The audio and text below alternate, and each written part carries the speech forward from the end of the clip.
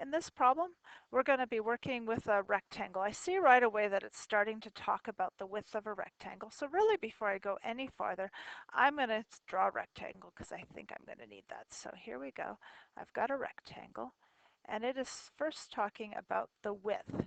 So I'm going to label the width, there it is, W, and it tells me that it's getting longer at a rate of 2 inches per second. So inches per second, that's the width, there's our time. That means that dW dt equals 2. And I can put the units here too, inches per second. And it's positive because it's getting bigger. The next thing tells me that the length is decreasing. Okay, so I'm going to label my length on here. There it is. And my length, dl dt, is decreasing. All right, but does it tell me by how much? Okay, so I'm going to put, I know it's going to be negative question mark because I don't know what dl dt is yet.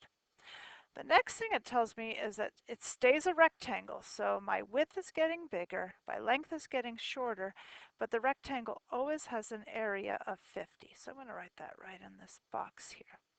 All right, and now it says find the rate of change of the perimeter when the width is 5 inches long. Okay, so I'll write myself a note of what I'm trying to do here. I'm supposed to find dp dt, the change of the perimeter, the rate of change of the perimeter when, let's see, when the width is 5. So when W equals 5. All right, well, if I'm supposed to find dp dt, let's write an equation for our perimeter. So perimeter equals, let's see, I've got 2 times the width plus 2 times the length. There's our perimeter of a rectangle. I want to find dp dt, so I'll go ahead and take the derivative of this.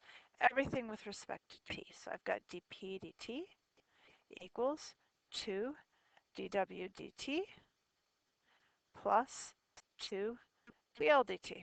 All right, that seems simple enough. And let's see what we can plug in. I've got 2, and dw dt equals 2. That's good. Plus 2 dl dt. Wait a second, I don't know dl dt. All right, so when that happens, I'm like, okay, are there other clues I can get to get that number in there? Okay, so let's see. What else did they tell me? Oh, remember they told me the length times the width was 50. So let's see how that helps us. So length times the width equals 50. And remember, I was interested in the specific time when W is 5. So let's see, length times 5 equals 50. And that tells me the length equals 10. But that doesn't tell me how it's changing.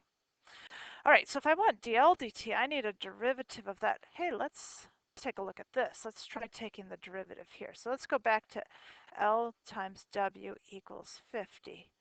Now, if I want to take the derivative of this, I need product rule because both L and W are changing. So let's see. L left alone, derivative of W is dw dt, plus W left alone, derivative of L is dl dt. And let's see, the derivative of 50 is 0 because it's a constant, which makes sense because they told us the area remains 50, so it's not changing at all. All right, I think we might be getting somewhere here. L is 10. dw dt is over here. It's 2. And my W, let's see. Oh, yeah, it was 5. And dl dt is what I'm trying to find. All right, so let's see. So I get 20 plus, so that's 5 dl dt equals negative 20. Oops. And when I divide by 5, I get negative 4, which I can plug in over here.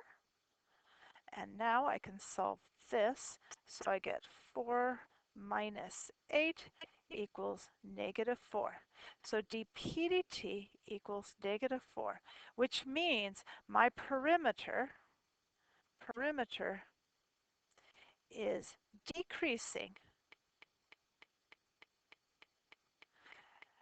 at a rate of 4, let's see, my units are inches per second. That's it.